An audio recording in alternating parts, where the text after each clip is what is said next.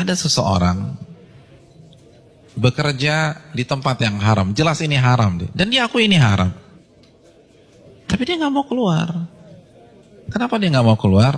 Dia katakan, anak saya 4, Ustaz. Kalau saya keluar, anak pertama bayar kuliahnya gimana? Anak kedua SMA-nya gimana? Harus bayar uang gedung. Maka saya tetap bertahan karena faktor kondisi. Ini bukan sombong loh Ustadz, ini faktor kondisi. Hadirin enggak. Itu sok pintar. Itu sok pintar. Karena hakikatnya di hadapan kita ada 2 opsi.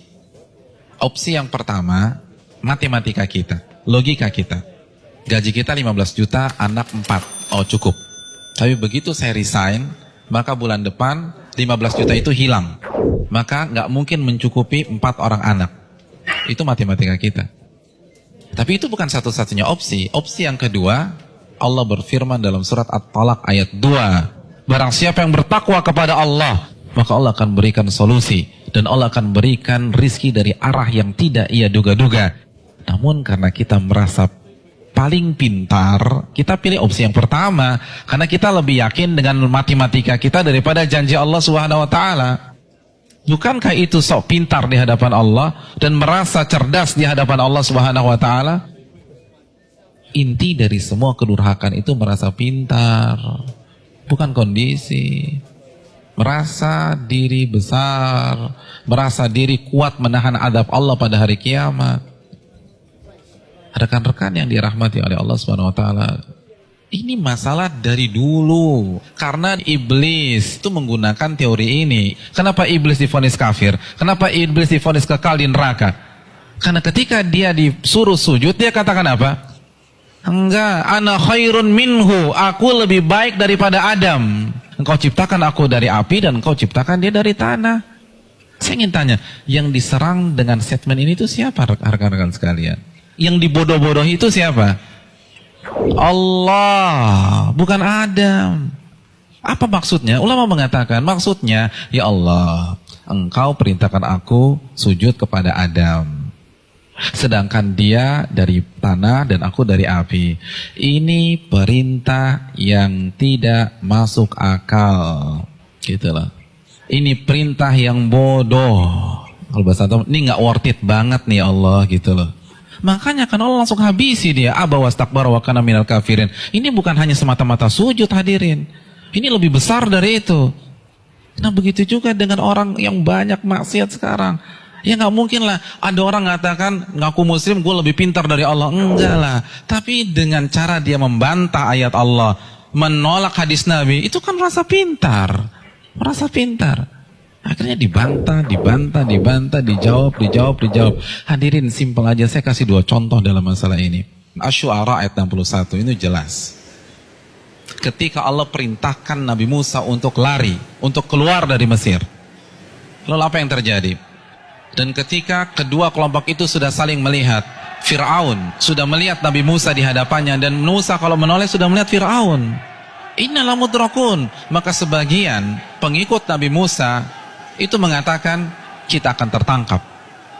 Kita akan tertangkap. Kenapa? Depan laut merah, belakang Fir'aun.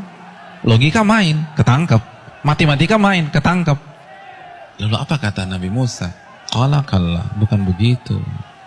Inna ma'iya rabbi sayahdin. Sesungguhnya Allah bersamaku dan Allah akan memberikan petunjuk. Maka setelah Nabi Musa berbicara demikian, baru Allah wahyukan anidrib bi'asakal bahra fanfalaqa. Pukulkanlah tongkatmu ke permukaan laut, maka laut pun akan terbelah. Ada 2 sikap yang kontradiksi. Yang satu begitu melihat kondisi real di lapangan, langsung menggunakan akalnya. Kita ketangkep nih. Tapi Nabi Musa enggak. Beliau merasa bodoh di hadapan Allah. Maka beliau tidak menggunakan pemikirannya, tidak menggunakan logikanya, tidak menggunakan matematikanya. Nabi Musa lebih percaya dengan janji Allah, in tansurullah yansurkum. Jika kalian menolong agama Allah, Allah akan tolong kalian. Orang nggak akan bisa seperti ini kalau dia nggak merasa bodoh di hadapan Allah. Hadirin, saya ingin bertanya, pengikut Nabi Musa itu siapa sih? Bani Israel. Bani Israel itu bodoh atau pintar? Pintar. Dan Nabi Musa adalah anak bangsa Bani Israel yang tercerdas pada saat itu. Yang satu merasa bodoh, yang satu merasa pintar. Dan yang benar adalah yang merasa bodoh di hadapan Allah. Ternyata seluruh analisa, prediksi yang diucapkan oleh seluruh orang-orang yang mengatakan kita akan ketangkap salah semua. Bukankah itu pelajaran bagi kita? Bukan berarti kita nggak boleh menggunakan akal sehat, enggak. Tapi kalau sudah berhadapan dengan perintah yang jelas, larangan yang jelas, merasa bodohlah di hadapan Allah. Jangan kritik, nggak mungkin Ustaz. Ini nggak make sense nih Ustaz.